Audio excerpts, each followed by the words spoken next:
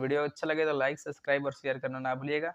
चलिए वीडियो को स्टार्ट करते हैं। क्वेश्चन नंबर 1 है, मौर्य काल में शिक्षा का सर्वाधिक प्रसिद्ध केंद्र था। ठीक है, ऑप्शन नंबर ए है वैशाली, ऑप्शन बी है नालंदा, ऑप्शन सी है तक्षशिला, ऑप्शन डी है उज्जैन। तो मौर्य काल में सबसे शिक्षा का सर्वाधिक प्रसिद्ध केंद्र था, वो था तक्षशिला। तक्षशिला आपका राइट आंसर हो जाएगा, ऑप्शन नंबर सी करेक्ट हो जाएगा। चलिए अगले क्वेश्चन पे चलते हैं। मुगल काल की राजकीय भाषा थी, मुगल काल की राजकीय भाषा थी उर्दू, फारसी, तुर्की या अरबी। मुगल काल की जो राजकीय भाषा थी वो फारसी थी। ठीक है, आपका राइट आंसर हो जाएगा ऑप्शन नंबर बी फारसी। चलिए अगले क्वेश्चन पे चलते हैं। खरोष्ठी लिपि लिखी जाती है, खरोष्ठी लिपि लिखी जाती है बाईं से दाईं ओर, दाईं से बाईं ओर या दोनों ओर या इनमें से कोई नहीं। तो जो खरोष्ठी लिपि होती है वो दाईं ओर से बाईं ओर लिखी जाती है।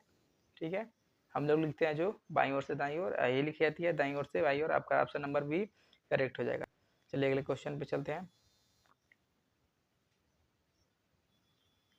कुतुब मीनार का निर्माण किसने करवाया था, कुतुब मीनार का निर्माण किसने कराया था? फिरोज शाह तुगलक, इल्तुतमिश, कुतुबुद्दीन ऐबक और सिकंदर लोदी। तो जो कुतुब मीनार था उसका निर्माण कुतुबुद्दीन ऐबक ने कराया था, कुतुबुद्दीन ऐबक ने कराया था। आपका ऑप्शन नंबर सी करेक्ट हो जाएगा। चलिए अगले क्वेश्चन पे चलते हैं। भारत में करेंसी नोट जारी करता है, भारत में करेंसी नोट जारी करता है वित्त मंत्रालय, वित्त सचिव, भारतीय स्टेट बैंक या भारतीय रिजर्व बैंक। तो भारत में जो करेंसी नोट जारी करता है वो भारतीय रिजर्व बैंक है, आरबीआई। आरबीआई है जो आपका करेंसी नोटों को जारी करता है। चलिए अगले क्वेश्चन पे चलते हैं। धूम कोहरा किसके संयोजन से बनता है? धूम और कोहरा वायु और जलवाष्प के, धुआं और कोहरा के, जल और धुआं, अग्नि और जल के संयोजन से। तो आपका राइट आंसर हो जाएगा धुआं और कोहरे से धूम कोहरा का संयोजन होता है। ठीक है, चलिए अगले क्वेश्चन पे चलते हैं। टीका का आविष्कार किसने किया था? जेम्स सिम्पसन ने, एडवर्ड जेनर ने, अलेक्जेंडर फ्लेमिंग ने या क्रिस्टियन बर्नार्ड ने। तो आपका राइट आंसर हो जाएगा एडवर्ड जेनर। एडवर्ड जेनर जो थे उन्होंने टीका का आविष्कार किया था। ऑप्शन नंबर बी करेक्ट हो जाएगा। चलिए क्वेश्चन में चलते हैं। वायुमंडल में जल वाष्प की मात्रा मापी जाती है, वायुमंडल में जल वाष्प की मात्रा मापी जाती है। ऑप्शन ए है बिंदुओं के रूप में, ऑप्शन बी है धूम कोहरा के रूप में, ऑप्शन सी है आर्द्रता के रूप में या ऑप्शन डी है ये सभी। ठीक है, जो तो जलवायु जलवाष्प मापने के लिए आर्द्रता के रूप में प्रयोग किया जाता है, आर्द्रता के रूप में प्रयोग किया जाता है। ऑप्शन नंबर सी करेक्ट हो जाएगा। चलिए अगले क्वेश्चन पे चलते हैं। बायोगैस बनाने के लिए मुख्यतः सामान्यतः प्रयुक्त द्रव्य है। ऑप्शन ए पशुओं का अपशिष्ट, ऑप्शन बी शस्य अवशेष, ऑप्शन सी जलीय पादप, ऑप्शन डी वन अवशेष। तो आपका राइट आंसर हो जाएगा बायोगैस बनाने के लिए पशुओं के अपशिष्ट यानी गोबर ओबर का प्रयोग किया जाता है। ठीक है, तो आपका राइट आंसर हो जाएगा ए। चलिए अगले क्वेश्चन पे चलते हैं। निम्नलिखित में से किस नदी का स्रोत भारत से बाहर है? ऑप्शन ए ब्यास नदी, ऑप्शन बी ब्रह्मपुत्र नदी, ऑप्शन सी झेलम नदी या ऑप्शन डी रावी नदी। तो आपका राइट आंसर हो जाएगा ब्रह्मपुत्र। ब्रह्मपुत्र जो नदी है इसका स्रोत भारत से बाहर है। ठीक है, आपका राइट आंसर हो जाएगा बी। चलिए अगले क्वेश्चन पे चलते हैं। मेगस्थनीज की पुस्तक का क्या नाम है? मेगस्थनीज की पुस्तक का क्या नाम है? अर्थशास्त्र, पुराण, ऋग्वेद या इंडिका। तो मेगस्थनीज जो लिखी गई पुस्तक है वो है इंडिका। इंडिका।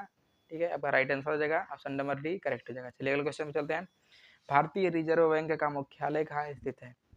भारतीय रिजर्व बैंक का मुख्यालय कहाँ स्थित है? नई दिल्ली, चेन्नई, कोलकाता या मुंबई। तो आपका राइट आंसर हो जाएगा मुंबई। मुंबई में भारतीय रिजर्व बैंक का मुख्यालय है।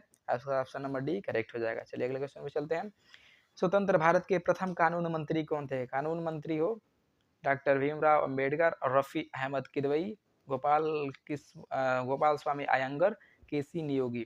तो आपका राइट आंसर हो जाएगा डॉक्टर भीमराव अंबेडकर जो थे वो भारत के पहले कानून मंत्री थे। ठीक है, लॉ मिनिस्टर। ठीक है, चलिए अगले क्वेश्चन पे चलते हैं। भारत में स्वतंत्र पत्र मुद्रा का चलन कब प्रारंभ हुआ था? यानी नोट है ना, कब प्रारंभ हुआ था? 1542, 1601, 1806 या 1680। तो आपका राइट आंसर हो जाएगा 1806। 1806 में स्वतंत्र पत्र मुद्रा का चलन हुआ था। ठीक है, आपका राइट आंसर सी हो जाएगा। चलिए अगले क्वेश्चन पे चलते हैं। बद्रीनाथ धाम किस देवता को समर्पित है? बद्रीनाथ धाम किस देवता को समर्पित है? तो आपका राइट आंसर हो जाएगा ऑप्शन नंबर सी विष्णु, ठीक है, पर हमको तो लगता है option number A Shiv correct होगा, बिकॉज बद्रीनाथ में शिव जी का मंदिर है।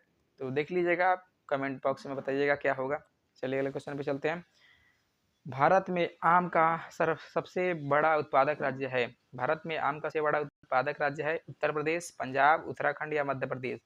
तो उत्तर प्रदेश है जो भारत का सबसे अधिक आम उत्पादन करता है। तो आपका राइट आंसर ए हो जाएगा करेक्ट। चलिए अगले क्वेश्चन पे चलते हैं। द फ्यूचर ऑफ इंडिया नामक पुस्तक के लेखक हैं। द फ्यूचर ऑफ इंडिया नामक पुस्तक के लेखक हैं दीपक चोपड़ा, बिमल जालान, अनुराग माथुर, अमिताभ घोष। तो आपका राइट आंसर हो जाएगा बिमल जालान, ठीक है, बिमल जालान जी, बिमल जालान जी द फ्यूचर ऑफ इंडिया के लेखक हैं। चलिए अगले क्वेश्चन पे चलते हैं। पुराणों की कुल संख्या है, पुराणों की कुल संख्या है 15, 16, 18 या 20। तो हमारे यहाँ 18 पुराण है, ठीक है, 18, आपका ऑप्शन नंबर सी करेक्ट हो जाएगा, 18 पुराण, ठीक है।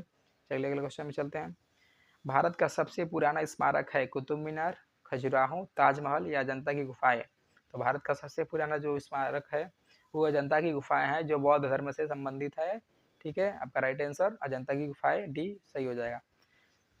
चलिए अंतिम क्वेश्चन पे चलते हैं। सारे जहां से अच्छा हिंदुस्तान हमारा के रचनाकार हैं रविन्द्रनाथ टैगोर, रहमत अली, भगत सिंह या इकबाल। आपका राइट आंसर हो जाएगा डी, ठीक है, राइट आंसर सी।